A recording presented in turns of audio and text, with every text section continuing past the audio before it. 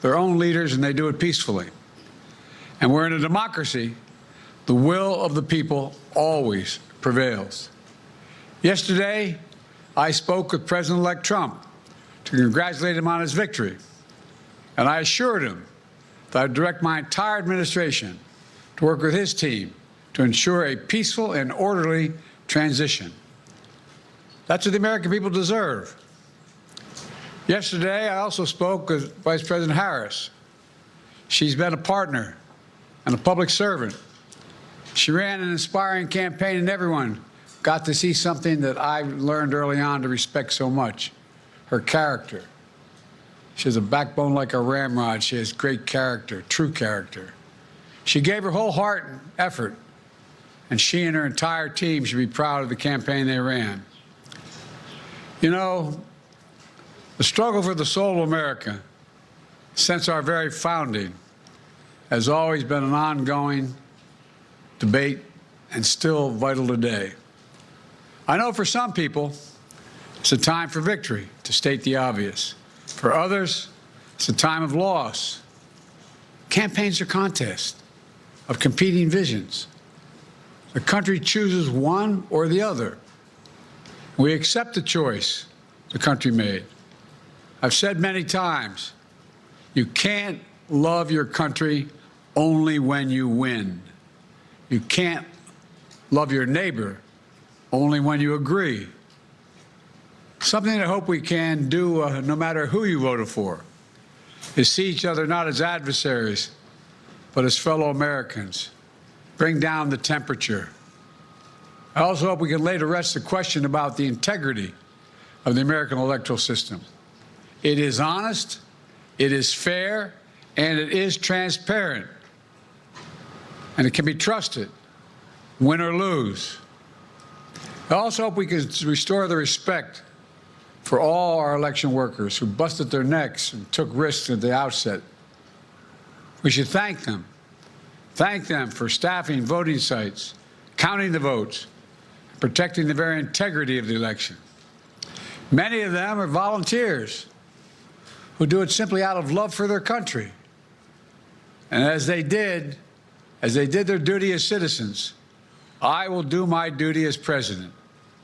I'll fulfill my oath, and I will honor the Constitution. On January 20th, we'll have a peaceful transfer of power here in America. To all our incredible staff, supporters, cabinet members, all the people who've been hanging out with me for the last 4 years, God love you, as my mother would say, thank you so much. You put so much into the past 4 years. I know it's a difficult time. You're hurting. I hear you and I see you. But don't forget all that we accomplished. It's been a historic presidency. Not because I'm president, because what we've done, what you've done. A presidency for all Americans. Much of the work we've done is already being felt by the American people, but the vast majority of it will not be felt over the next 10 years. We have legislation we passed that's just only now just really kicking in. We're going to see over $1 trillion worth of infrastructure work done, changing people's lives in rural communities and communities that are in real difficulty, because it takes time to get it done. And so much more it's going to take time, but it's there. The road ahead is clear, assuming we sustain it. There's so much we can get done and will get done based on the way the legislation was passed. And it's truly historic. You know, we're leaving behind the strongest economy in the world. I know people are still hurting, but things are changing rapidly. Together, we've changed America for the better. Now we have 74 days to finish the term, our term. Let's make every day count. That's the responsibility we have to the American people. Look, folks, you all know it in your lives. Setbacks are unavoidable, but giving up is unforgivable. Setbacks are unavoidable, but giving up is unforgivable. We all get knocked down. But the measure of our character, as my dad would say, is how quickly we get back up. Remember, A defeat does not mean we are defeated. We lost this battle. The America of your dreams is calling for you to get back up. That's the story of America for over 240 years and counting. It's a story for all of us, not just some of us. The American experiment endures. We're going to be okay, but we need to stay engaged. We need to keep going. And above all, we need to keep the faith. I'm so proud to have worked with all of you. I really mean it.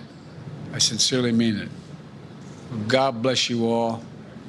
God bless America. And may God protect our troops. Thank you, thank you, thank you.